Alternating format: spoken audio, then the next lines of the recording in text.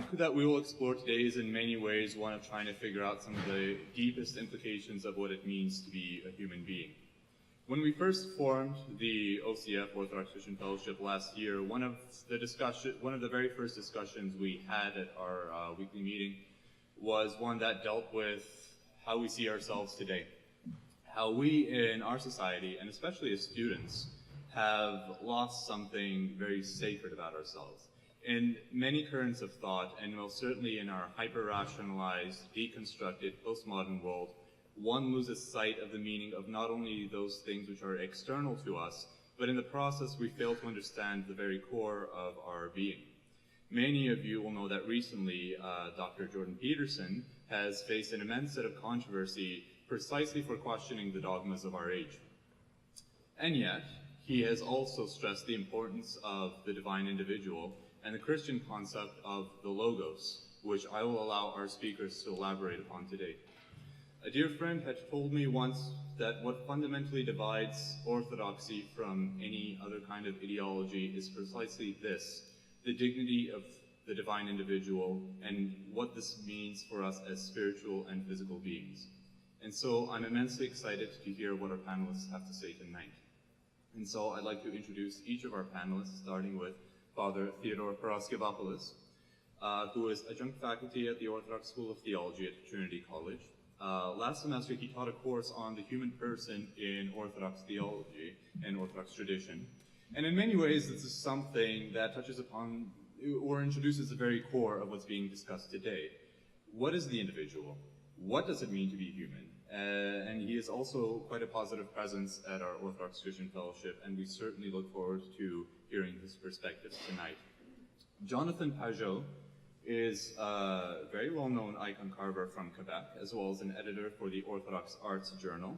Many of us were familiar with Jonathan and his work prior to this, and so it's a great pleasure to have him here tonight. And indeed, it is entirely appropriate. Just this past Sunday, the Orthodox Church celebrated, in the spirit of unity, the Sunday of Orthodoxy, the celebration of our triumph over iconoclasm. The tradition of iconography in the Orthodox tradition is one of deep theology, and I'm very pleased that an expert on the matter is with us here today. And many of you may be interested to hear Jonathan's online discussion with Dr. Peterson, the most recent one being concerned with one of the most controversial political symbols of this day, the metaphysics of Pepe. Dr. Jordan B. Peterson is a professor of psychology here at the University of Toronto, and I think it goes without saying that the activism of Dr. Peterson has inspired many in the room today, many who would have previously perhaps not even considered looking into the type of concepts which are going to be discussed today. Myself and many others have been deeply moved by not only Dr. Peterson's insight on matters of a political nature, but also in his insight in human nature. The title of this discussion was influenced by Dr. Peterson's usage of the Christian concept of logos and what that means for us as individuals. I'd like to thank Dr. Peterson for joining us, and we are greatly looking forward to hearing more of your insight on this matter. Last but not least, Father Jeffrey Reddy, who is the co-director of the Orthodox School of Theology, the chaplain of our Orthodox Christian Fellowship, and the parish priest at the Holy Mare Bearers Orthodox Mission located at Trinity Chapel.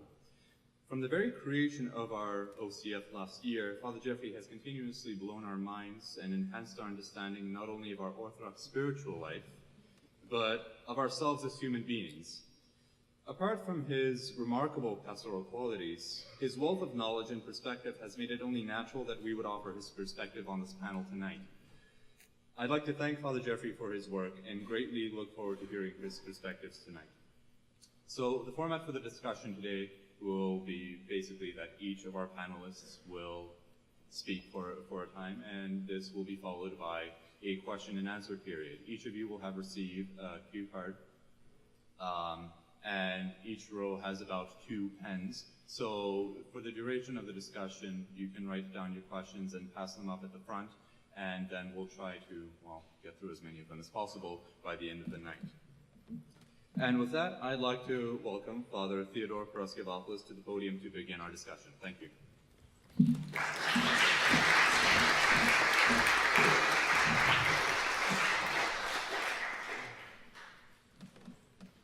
Okay, so there's not going to be any mind-blowing. Okay, that's reserved for Father Jeffrey. Thank you to the OCF and U of T for asking me to come and to be up here on a stage with people that I kind of feel outclassed, definitely, but I appreciate the invitation. So I was told to speak for like 10 to 15 minutes about what it means to be a human person in the Orthodox tradition. So I don't know how possible that is, but Vlad just mentioned that in the past 2 days, on Sunday, we celebrated in the Orthodox tradition the Sunday of Orthodoxy, which is the first Sunday in Lent. For those of you who don't know what that is or don't know what we celebrate on that day, we celebrate the return of the holy icons into the church. Now, a lot of people who've been to Orthodox churches know that the church is full of icons, and they wonder, well, when was there a return, and why was there a return, considering, did we ever not have them? Of course, Christians have had images in their churches and in their places of worship from the very beginning, but there was a time that there was an oppression of the idea of using images, and it was considered to be idolatry within the church, and there was a faction within the church that fought against this, and for almost 100 years, icons were burned, destroyed, and taken out of churches, and it was only with the Seventh Ecumenical Council that they were returned. Of course, why do we celebrate this on Sunday of Orthodoxy, and why do we call it Sunday of Orthodoxy? Is because those who were the proponents of icons, and of course all modern Orthodox Christians today, knew that the attack on the depiction of Christ was an attack on the incarnation itself, on the idea that Christ is an actual human being. He actually existed, actually lived, and lives. He was an actual historical figure who lived at a certain time, and not a figment of our imagination, as some people today would say. And this means that when we speak about God, and when we speak about the Trinity, when we speak about the second person of the Trinity, who is the Son, the Logos, as we were speaking about tonight, we are speaking about a very specific person. And that is in contrast to many of the discussions that we see today, both in the public forum, online, at symposia like this, where many people would like to think of God as an abstract. For Orthodox Christians, and I would say for historical ancient Christianity, God is not an abstract, but rather God is an actual person. There's an objective reality there. Christ is an objective person. He thinks a certain way, speaks a certain way, acts a certain way, even looked a certain way. And so we can depict him in icons. Now, the reason why I start with this, and I kind of, begin my thoughts, is because there is a little bit of a contrast between many religions and Orthodoxy. This is a generalization, but as generalizations go, in many religions, whether they be Christian or not,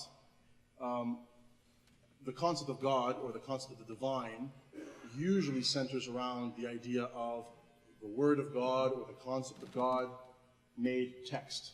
Right? There are usually writings about this, and writings that are usually very ancient. They're passed down, and the text is usually what is focused on. Even amongst many Christian denominations, it's all about the text. However, in the Orthodox tradition, it is not about the Word becoming text, but rather about the Word becoming flesh, becoming a human being. And so our faith is not based on a text, but rather on a deep mystical experience of the risen Lord throughout time. Now you're going to say, well, we read the Bible too, right? We use the Bible, we venerate the Bible, we have it in very high regard. However, for ancient Christianity, I love that because I like Star Trek too. There you go. When we speak about Christ, when we speak about God, we speak about a living tradition. Christ didn't found a book, neither did he found a philosophy, but rather he founded a very real community, a living community. And the Orthodox Church, the last 2,000 years, is this living community that has never stopped. It has never ceased to exist. It was never a time where it did not exist. We have no beginning, we have no reformer, we have no founder, we have no school of thought, but rather we exist from the very beginning. So, the reason why I say this is because our concept of God and our concept of our relationship to him is a very intimate one, and one that has been living for the last 2,000 years. So, going back to the idea of incarnational theology and of icons, if we are to say that God is real, if he actually exists, if we don't believe in that, well then this talk doesn't really matter. But if we believe that God exists and that God is an actual person, he has a mind, he has a personality, and that Christ is God in human form, then the reality is that there is an objective reality to who God is, and by that we can say that there's an objective truth that we can speak about, and there is an objective good that we can speak about, and there is an objective understanding of the human being, that it is not subjective, but rather objective. And for us, as Orthodox Christians, we tend to follow the motto that was coined by St. Athanasius the Great, famous 4th century father of the church and great theologian, who said that God became man so that we may become God. Not that we may become real gods, but like God. So for us, the goal of the Christian life is to emulate Christ, to become Christ-like. It's not about what I think of myself. It's not about what I want to be, or what I would like to create in my mind of what I would like to be or what I think I am, but rather that there is Christ, and Christ is the perfect human being, and I try to discover what that is. And I know that is diametrically opposed to the society that we live in today, for the most part.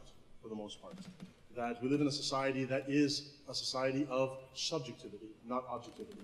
And we live in a society that, when it speaks about religion, it speaks about spirituality, when it speaks about theology, it usually refers to the subjective understanding of God, the subjective understanding of the human person, as Professor Peterson has been dealing with in the last few months. So when we talk about human identity, it is something that is to be discovered, not to be kind of created or self-created. So, you know, there's a writing at a very early 2nd century writing in the church called the theology, which means the teaching. One of the earliest writings of the church. I guess we could say it's one of the earliest manuals of how to be a Christian, or the basics of the Christian faith, I guess you could say.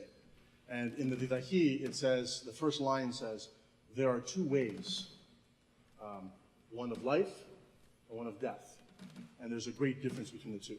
This is the opening lines. And really, when it comes to, you know, the understanding of the human person, from an Orthodox point of view, we would say the same thing, that there are really two ways to understand. There is either the revelation from God and how we emulate that, or rather, there's the movement towards the self, towards self-revelation, self-understanding, and really, we would say, self-idolization. And so, of course, we as human beings are free to do whatever we want to do, and we have free will.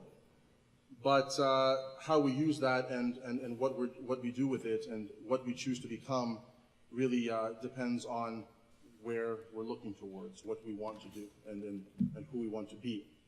So I would say that the modern existential crisis of our time can really be remedied by the simple statement that if there is a God, there's a God, I'm not him. So the understanding that if there's a God and I'm not him would mean that I need to discover who that God is and what he expects of me and why am I here and what am I supposed to do with my life. And that's diametrically opposed to the subjective understanding of that God is whatever I want him to be, or what I would rather him to be, and go from there. So in pre-modern Western civilization, society was predominantly, a society of these kind of values, these kind of objective truths. It was kind of like the social glue that provided stability for the family and social institutions and religion and even business ethics. Like, people believed that there was a good, there was a truth out there that we needed to discover. There was a God that we needed to somehow figure out who that God was. And the humility that was required to accept that we are not gods, was what held all that together, the social and psychological fabric of society. So without it, and this is where I think Professor Peterson would also agree and has said many times, without this kind of understanding of an objective reality,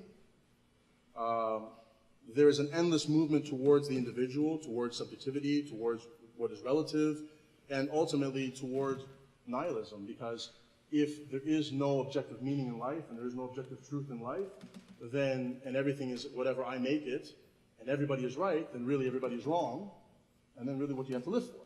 There's no real ultimate meaning in life. And so this is the problem. You know, and there's a movement towards the delusion that everyone is their own God and everyone is free to create themselves in their own image. And this breeds endless fragmentation, as Professor Peterson has said, of both so-called individual truths and also individual identities. So, if there is no God, as we said, this conversation doesn't really matter. However, if there is a God, and he is a personal God, as the Christians claim, then we cannot go on ignoring him without suffering a serious identity crisis. I believe that this crisis has arrived, and the question is, how do we as Christians continue to see the world, see the Word of God, the divine Logos, in those who refuse to see it in themselves? Like, how do we speak to that?